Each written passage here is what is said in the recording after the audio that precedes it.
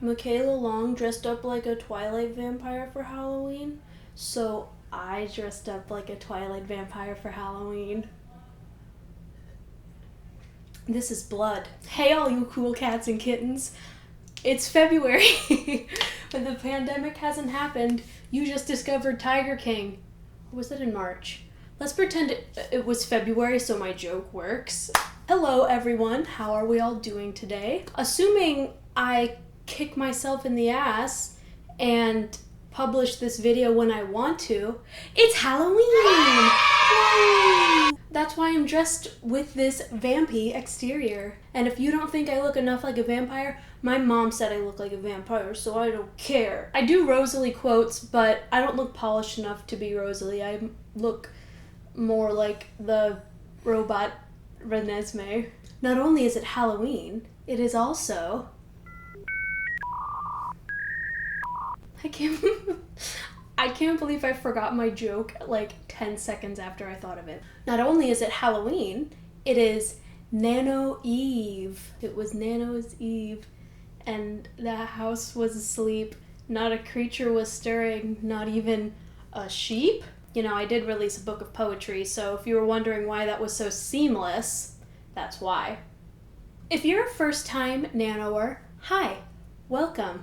This is only my second time. I don't know why I'm acting like such a pro, but hi. I'm gonna rapid fire a couple tips at you that I think help to get me through NaNo, and then I'm going to get into the big meaty claws of this video. Number 1, do something you only do when you're about to write, like lighting a specific candle. Eventually, your olfactory system is going to be like, vanilla sugar cookie. Hi, Riley! My dog was looking in my window. Anyway, eventually your olfactory system is going to be like, vanilla sugar cookie. You know what that means? It means it's time to write. And you'll get in the mood. Or maybe listen to your book playlist right before you write. Something like that. Another great thing to do is have a little reward system.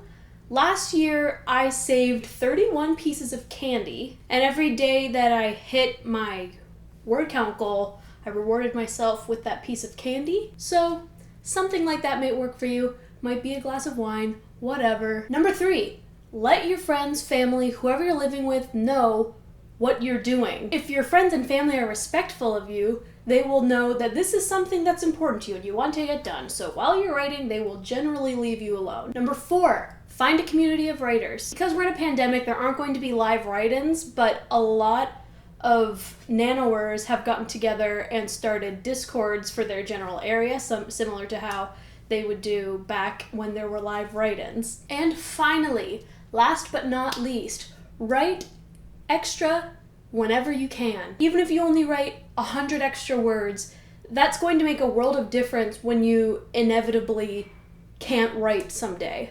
Because it's going to happen. Maybe you'll get sick, maybe a work deadline will come up, maybe Thanksgiving will get in the way. Thanksgiving. That's what NaNo is. They've given you thanks. But having that backlog of extra words is going to help you out a lot. So do that. So with those tips now in your brain, start thinking about your story ideas. Maybe you're writing a horror story. Maybe you're writing a paranormal story. Something that was spurred by the Halloween season and is getting you excited. And because you value my opinion greatly, if you're writing something inspired by the spooky season, I wanted to talk about some things about the spooky season. Good words. You guys see this? I'm a beauty guru, but this pen has my name on it. Isn't that cute? Genre conventions exist for a reason. They exist because they work. But genre conventions can easily get tired. The first time we saw the high school girl who's not like the other girls, and then you find out she's secretly magic or gets sideswept into a magical world, we were all like, this is crazy! But eventually, those types of stories really saturated the market, and we were like, please show me something else. Please show me teenagers killing each other. I'm gonna be honest with you, horror is not something I am incredibly experienced with. For many years, for some reason, I thought horror was just too scary for me, and then I slowly started to realize that I watched things like Hannibal and American Horror Story all the time, and I was like, maybe horror isn't so bad. And even though I'm not the most experienced in that genre, I definitely have seen some patterns. Now, paranormal things, I am an expert. The love was sparked by Harry Potter and then just got pushed on through by Twilight, and ever since, I have had such a fascination for like vampires and werewolves. Ugh, great. So I want to talk about some genre conventions that either we haven't seen a lot of recently, or things that we have seen a lot of and are kind of getting tired, in some ways that I think it would be cool to kind of mix it up a little bit. And honestly, some of these things on my list are just things that I want to see, but it all kind of falls into the horror / paranormal thing. Cool. Genre was the word I was looking for. I just made sure I was still recording and everything. And does my light look like a little moon? Am I very seasonal today? The answer is yes. So I'm going to talk about what I know the most about first. Vampires. So as we all know, I am a Twilight stan. I've been a Twilight stan since I was like 11 or 12. And while there is something so fun about the dangerous vampire with the regular ass human, it is getting tired. Now let me preface this with saying that I haven't read any vampire novels that have come out in the past like 3-4 years. There seems to be a severe lack of murder in vampire books. You know, a place where murder would make sense because vampires eat people. I guess what I'm trying to get at is that I want vampires to be vampires again. We can still have the romance with the regular ass person, but what happened to vampires eating people? Sometimes they take blood from blood banks. Sometimes they just suck on people and don't kill them. But let's have a vampire who's like super lovable, but kills people all the time. Eric from True Blood, is that you? Not quite, honestly. If I'm being honest, Eric doesn't even kill that many people. He kills vampires, but you don't really even see him killing humans. Which I guess, if you consider the politics of True Blood and everything, that like he probably wouldn't do that because he has a club. Anyway, I'm just saying let's get back to vampires being bad. Bad. It's like the line from Into the Woods where Red Riding Hood says, "Nice is different than good." That's kind of what I want from vampires. Give me them. Make me confused. This can also be applied to werewolves, similar but not quite the same. You know, they do lose control and kill people, but we see that lots of werewolves have an awful lot of control. So, make them eat people. As I've been delving into more horror movies recently, there's a lot of ghosts. Have you heard of them? And most ghosts are like, oh, she died in 1880 and she's been haunting these halls ever since and she throws things at mirrors. Which is fine. It's fun. We love that. But what about ghosts from like the 1990s? People died in the 90s. Where are those ghosts? Actually, I just watched the second Conjuring movie. I think 2 weekends ago, I just watched the second Conjuring movie. And it's just a regular old man. And like, I don't know, that was kind of nice to see. Give me a grunge boy from the 1990s. This is Tate Langdon now. But you see, the first season of American Horror Story is different because a lot of the ghosts, you're not sure who's a ghost and who isn't for a couple episodes. So they aren't doing the traditional haunting. I want to see a traditional haunting, but with a modern ghost. I once wrote a short story. Oh no, someone's gonna steal my idea. I wrote a short story in my sophomore year of college where there was this house full of ghosts, and they dated back, I think, as far as like the late 1700s or the early 1800s to like the 90s. So there was this huge cast of like this crazy guy from the 1790s, but also like this couple from 1995. So I think my idea was great. But just give us more diversity in ghosts, you know? Here is something that could exist and I'm completely unaware of, But there is not a lot of like genetic manipulation in paranormal things or horror. The only one I can think off the top of my head is Frankenstein. Sorry, Frankenstein's monster. Oh my god. How could she say that? She's not even a real writer. Ah! But given the scientific advances and the technology we have now, I am shocked there isn't more horror involving genetic experiments gone very wrong. I think I talked about maximum ride in my last video, or maybe 2 videos ago, but think about kids who are experimented on, take that, and then have it be completely wrong.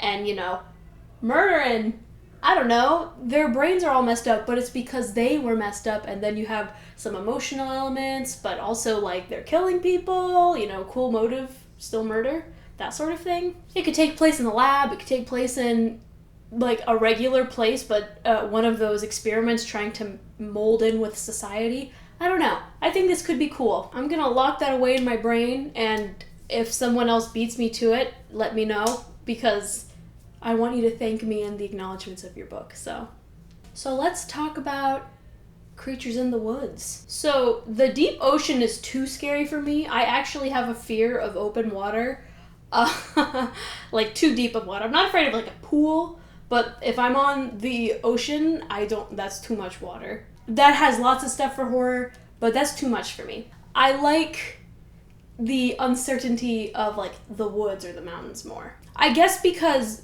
the woods, the mountains, hiking trails, whatever, they're familiar, but there could be a lot of weird shit going on there. We could have people haunting the woods. We could have Bigfoot. I have never read a story with Bigfoot in it, and I'm sure those exist, but like, give me more of like Sasquatches in the woods being weird / misunderstood. Give me Wendigos. Give me other things. Give me... Those are the only things I can think of right now, but give me those. Creatures out in the woods, you know, you can like kind of hear them walking around, but you can't see them because it's dark and it's like spooky. Give me that. Give it to me. I want it. I'm realizing my whole list is like all paranormal with only a tiny bit of horror. That's just my expertise. I'm gonna preface this with saying I have no problem with Wiccans at all. I think they're so cool. They do all this cool stuff, and I'm very fascinated by them. So I don't want my next thing to come up and have people be like, but.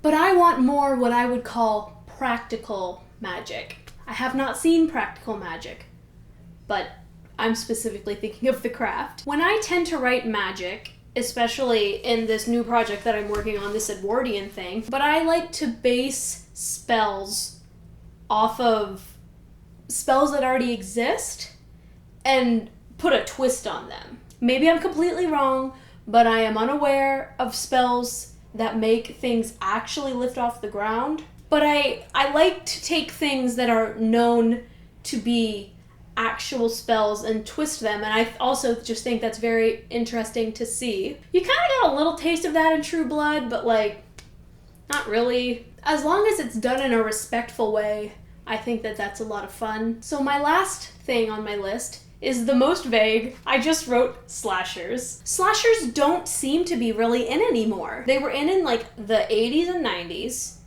And these days, we don't get a lot of slashers, and I think they're so fun. You get an interesting cast of characters, and you get to see them die one by one, and then there's the whole final girl trope. I don't know. It's something that I enjoy. We don't see a lot of it, but I like it. So give me more slashers or give me death. I got distracted because my dog was looking at me through my window.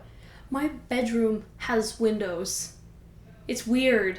But there's just something fun about slashers. I do feel like slashers can kind of lend to, like, Final Destination-y things, which personally I don't like as much. I like when it's, like, one killer chasing a group of people, and it's wild. But that's the list that I put together.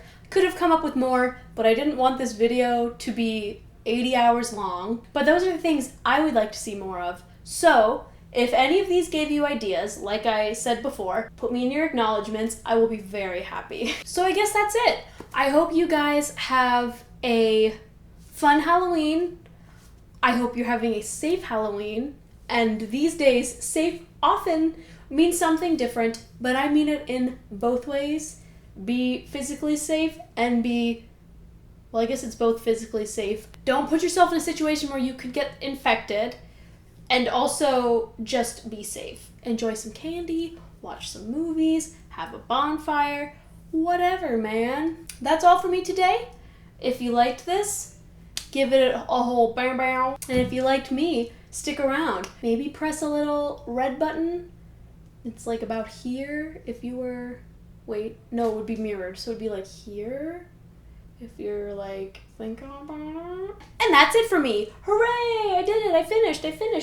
I'm feeling a little buzzy because of this, and I didn't eat much today.